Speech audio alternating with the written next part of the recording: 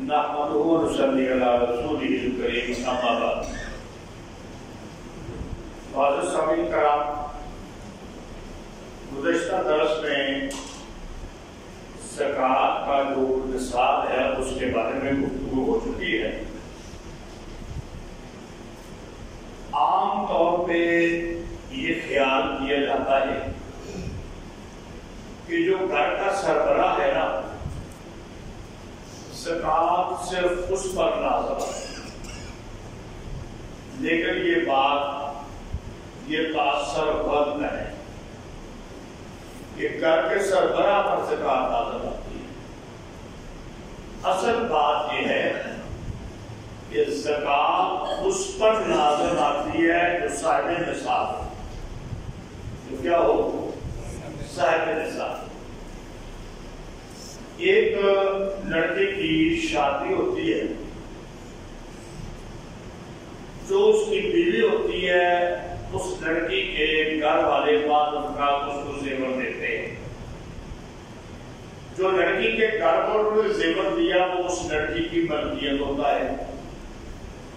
Number 2, लड़के वाले बाद उनका जेवर देते हैं और आगे 2 सूरतें होती हैं कि उसी जेवर को हक महर बना दिया जाता है। इस सूरत के अंदर वो हक महर वाला जेवर भी लड़की की मलकियत है। दूसरी सूरत के हक महर नहीं बनाया जाता। हक महर 10, 20, 30 हजार का दिया जाता है, वो जेवर वैसे दिया जाता है। फिर 2 सूरतें बनती हैं।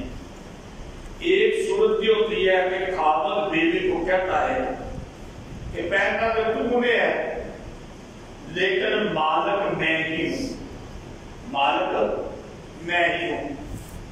और एक सूरत यह है कि वो कहता है ये तेरा ही है, मैंने तुझे गिफ्ट कर दिया। अब जब गिफ्ट कर दिया, अब इस सूरत में भी वो लड़की इसकी मालिक बन गई। तो गोया कि जो जेवर घर से लेकर आई थी उसकी भी वो मालिक, अगर हक महर में जेवर मिला उसकी भी वो मालिक, जो खामद ने दिया और गिफ्ट कर दिया, अपनी मलकियत ने उसकी मलकियत में दे दिया, वो उसकी भी मालिक। और ये हमारे निसाब के मुताबिक पाकिस्तान के, जिस तरह मैंने कहा था कि चांदी का निसाब दिया जाएगा, तो उस दिन मैंने हाजी साहब से पूछा था कि 1400 रुपया, तो आज मैंने हिसाब लगाया कि 73,500 रुपया बनता है। अब अगर 73,500 रुपये का वो जेवर बन गया, अगर चांदी है 52.5 तोले, और अगर चांदी नहीं है, मैंने मसला बता दिया था, सिर्फ सोना है, चांदी बिल्कुल नहीं है, एक मश का भी नहीं है, तो फिर 7.5 तोले सोना या उससे ज्यादा अगर उस औरत के पास है तो वो साहिब निसाब है। उसको क्या है? उस पर भी क्या आएगी? ज़कात आएगी। और जो उसका खामद है वो घर के अखराजात करने के बाद, सारे बच्चों के अखराजात करने के बाद, अगर उसके पास 73,500 रुपया बचता है और इस पर 1 साल गुजर जाता है, जब वो 73,500 रुपया उसके पास आया, दरमियान बेशक कम होता गया, ज्यादा होता गया। मसलन आज 3 अप्रैल है, 3 अप्रैल को शेरबाज के पास 73,500 रुपया आ गया, दरमियान में कभी 50 हुआ, 40 हुआ, 90 हो गया, लाख हो गया। जब 3 अप्रैल 2022 को ये देखेगा कि 73,500 या इससे ज्यादा है, तो ये भी निसाब का मालिक है, इस पर भी ज़कात आ जाएगी। औरत पर भी ज़कात आ गई, मर्द पर भी ज़कात आ गई। ये तो हो गई मियां बीवी की आपस में बात। अब आगे बात है कि एक आदमी के मसलन 3-4 जवान बेटे हैं, वो भी कमाते हैं, तो फिर 2 सूरतें होती है कि बच्चे कमाते हैं, जो कमा के लाते हैं सारा बाप को देते हैं, बाप को देते हैं भाई तू ही खर्च कर। बाप ही घर का किचन चला रहा है, بچوں کو بھی ان کی ضرورت کے مطابق دے رہا ہے، اپنی جو اس کی بہو ہے ان کو بھی دے رہا ہے، ملکیت ساری اس ایک آدمی کی ہے، ترکیت ساری اس ایک آدمی کے، بچوں نے پیسہ باپ کو دے دیا ہوا ہے۔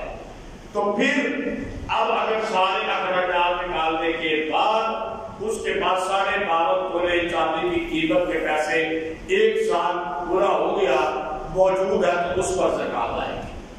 اور دوسری صورت یہ ہے کہ بچے باپ کو پیسے نہیں دیتے، سارے علیحدہ علیحدہ ہو چکے ہیں، اب ان میں سے جو بچہ بھی اپنے گھر کے اخراجات نکالنے کے بعد بے شک ایک گھر میں رہتے ہو، بے شک لیکن سب کا کمائی علیحدہ، کھانا علیحدہ، پاوے پکا کٹھا رہے سارے کٹھے پیسے کما کے، لیکن کمائی تو علیحدہ ہے نا، تو پھر اگر علیحدہ علیحدہ 2 بچے 3 4 5 ہے، 5 میں سے 2 کے پاس آ گیا تو وہ 2 سال میں نصاب بننے گے، 3 کے پاس نہیں ہے نصاب، وہ 3 سال میں نصاب نہیں پڑیں گے۔